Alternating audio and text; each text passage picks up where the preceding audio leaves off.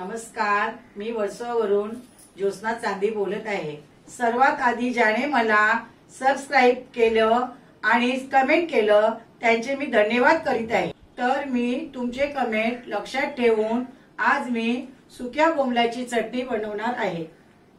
सुक्या बोंबलाच्या चटणीला जे साहित्य लागते ते मी तुम्हाला दाखवत आहे। हे सुके बोंबील आहेत, याचे आपण 2-2, 3-3 तुकडे करून घेऊया, म्हणजे हे भाजायला आपल्याला चांगले पडतील। सुक्या बोंबलाचे मी तुकडे करून घेतलेले आहेत। ही काश्मीरी मिरची आहे, ही मी तव्यामध्ये भाजली। 10 ते 12 मिरच्या होत्या या, त्या जरा मी भाजून घेतल्या आणि ही जरा सारट वाटली। मी जास्त बारीक नाही वाटायची, जरा सारट वाटायची। आणि हे 2 ते 3 चमचे लसणाची पेस्ट घ्यायची। हे चवीनुसार मीठ घ्यायचं। हे तळण्यासाठी मी तेल घेतलेलं आहे।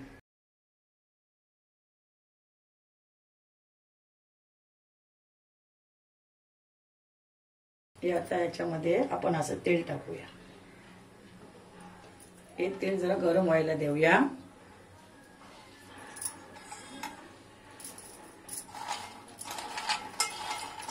तेल जरा चांगलं गरम झालं की हे बोंबील टाकायचे। हे तेल आता गरम झालेलं आहे, आता आपण त्याच्यामध्ये बोंबील टाकूया।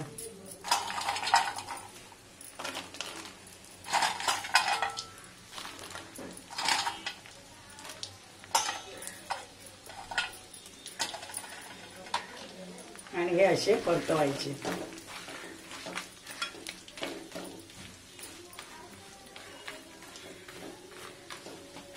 हे आता आपण चांगले तळून घेऊया। हे कुरकुरीत झाले पाहिजे की त्याची चटणी चवदार लागते खायला।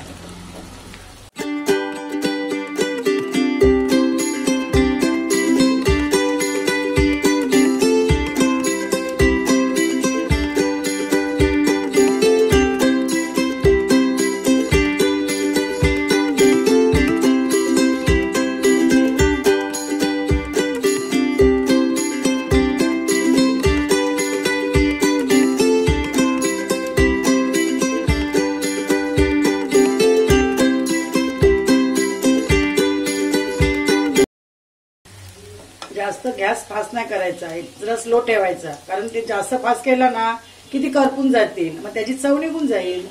झालेले आहेत असे लाल करायचे आणि मग गॅस बंद करायचा आणि याला उतरवून घ्यायचं आणि मग एका भांड्यामध्ये हे काढून घ्यायचे।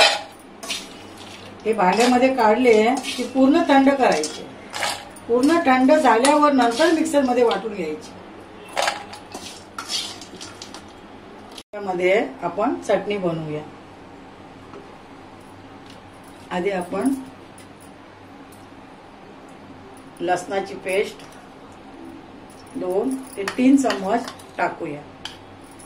3 चम्मच लसणाची पेस्ट टाकली, त्याला आता आपण चांगलं परतवून शिजवून घेऊया।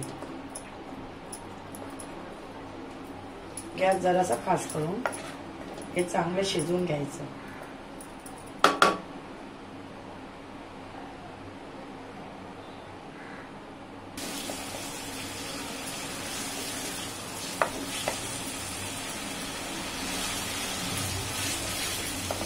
आता याच्यामध्ये आपण हे काश्मीरी मिरची पावडर टाकूया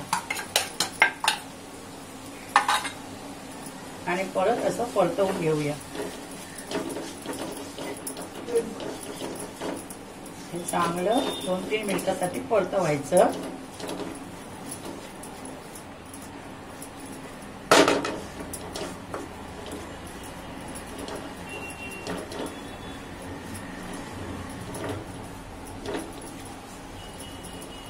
गॅस लो ठेवायचा। हे आता चांगलं लाल झालं, चांगलं शिजलं। आता याच्यामध्ये हे बोंबील हे टाकायचं। मिक्सर मध्ये वाटलेले बोंबील हे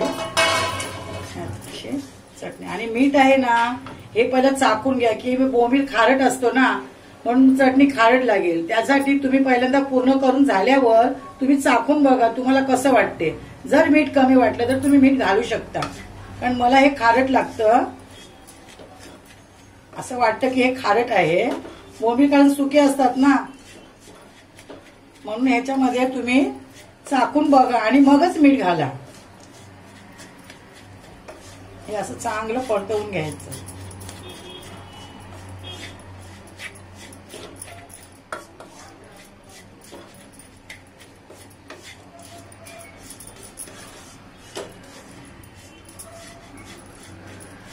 आता अशी पूर्ण कालवून घेतली.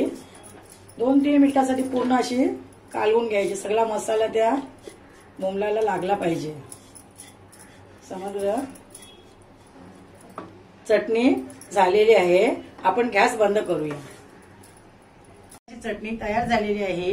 ही माझी बनवण्याची पद्धत जर तुम्हाला आवडली असेल तर तुम्ही नक्कीच घरी करून पहा. मला कमेंट करा ही कशी झालेली आहे ती.